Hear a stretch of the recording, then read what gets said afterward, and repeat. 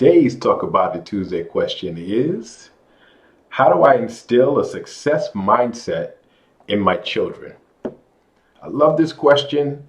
I have great memories of trying to figure this out when my children were young. There is no manual on how to be a parent. And just to give you a little background, both my wife and I are trained educators. She worked as an early childhood teacher. I worked as a teacher in middle school when our first son was born. But we knew we could not use what we had learned as trained educators because it was the exact opposite of what we wanted for our child in creating a success mindset. School teaches that there is one way to do everything, the prescribed way, the way the teacher says. It does not teach critical thinking. It does not teach problem solving. It teaches you to memorize a certain methodology and come up with a specific answer. And if you don't come up with that specific answer, you are a failure. And failure has severe consequences in school.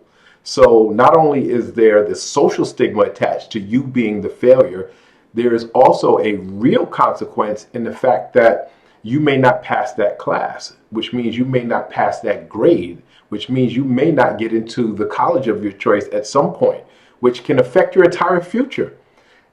So school does not instill the very things that you need to have a success mindset, because the number one thing that you need to be successful, have a success mindset, is the willingness to take chances and risks.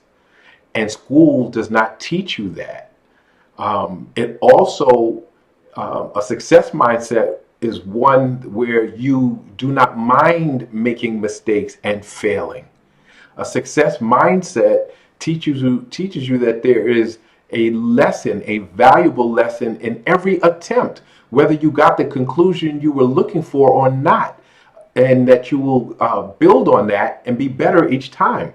A success mindset says, even when I make a mistake, I know I have to take some type of corrective action on what I did, and I have to figure that out.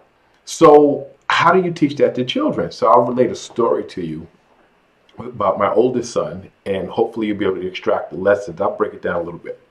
So when my son was, I'd say, about 2.5 years old, he wanted a cup of juice. And he was like, "Daddy, can I pour my own juice?" Now you can imagine the tiny hands of a 2-year-old, almost 3. You can imagine the size of a container of juice. So his hands were very small. And even though he was a pretty strong kid, his hands were small. And to be able to control a container of juice would be difficult on its own. But he wanted to pour the juice the same way I did. I would normally put his cup on the counter, which was taller than him, and I would pour the juice. He wanted to pour the juice like Daddy pours the juice. So my wife immediately tried to interject and say, "No." And I said, "Babe, it's okay." And she said, "He's going to make a mess." And I said, "Babe, I got this. It's okay." So she stood back, arms crossed, knowing he's going to make a mess. And I kind of knew he was going to make a mess too, but it's okay. So I said, "Go ahead." I placed the cup all the way on the edge of the counter, close enough that it wouldn't fall off, but close to the edge so he could see it. And he had to reach the container up over his head, and he poured the juice. And guess what? He made a mess. Of course he was going to make a mess. But you have to allow kids to take a chance, because there's a lesson in that. And so, number one, I allowed him to take a chance. He felt good about his ability to take chances. When he made a mess, I said, "Uh-oh." I said, "Okay, what do we have to do now?" He said, "I have to clean it up." So there's a lesson in that. He learned how to clean up after himself. He learned that he wouldn't get in trouble for taking a chance and making a mistake. And so I brought the chair over so he could stand up on the chair and so he could reach the counter and clean it off. So he cleaned up his mess. He got his juice. So we talked about it. What does he have to do the next time he wants to pour juice?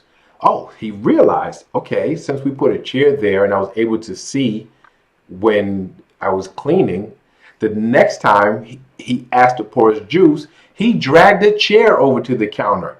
And he was able to stand on the chair, control the container better, and he didn't make a mess. Made a small mess, but guess what? He already knew what to do. He cleaned that up. And each time he did it, he got better and better and better and better. And that's the way you train your kids to have a success mindset. We did that with him. We did it with his two siblings. We trained them that way their entire lives. You want to try something? Yeah, try it. But we gave them minimal instructions. You want to try it? Try it.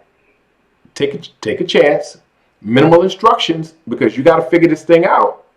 Because another thing that parents do is we don't want our kids to make a mistake, and so we give them the answers to everything. We give them the solutions to everything. They never learn how to problem solve. And then we punish them for making a mistake. We only allow them to try it once and make a mistake. Give me that. Let me do it. Or don't do that again. No. Let them fail over and over. And the more often they fail, it's fine. And then you have to have a conversation with them about, okay, what do you do with the mistake that you made? What did you learn from that? What are the lessons you can extract from that? What will you do differently next time? My kids will tell you. My kids are all grown now. But they'll tell you, they never heard my mouth about making a mistake. They only heard my mouth when they made the same mistake twice, because that means they didn't follow our process. That means you didn't learn from what you did the last time. You can make a similar mistake, but you can never make the same mistake and not hear my mouth about it. Because that means you failed to do what you were trained, which is, okay, learn from that. You know, how do I make this right? And then how do I grow from it and move on? So my kids take bold chances. The thing, they every single one of them, whatever they ever wanted to pursue, was like, go for it.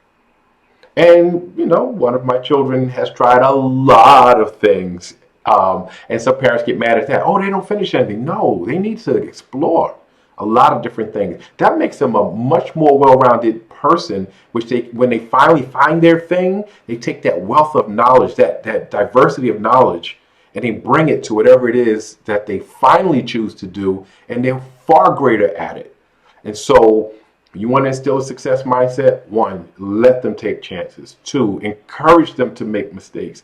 3, let them take responsibility for their mistakes. Own it. If you did it, own it. I don't care how bad you think the mistake is, because now there's a corrective action you can take on that. And you have to figure that out too.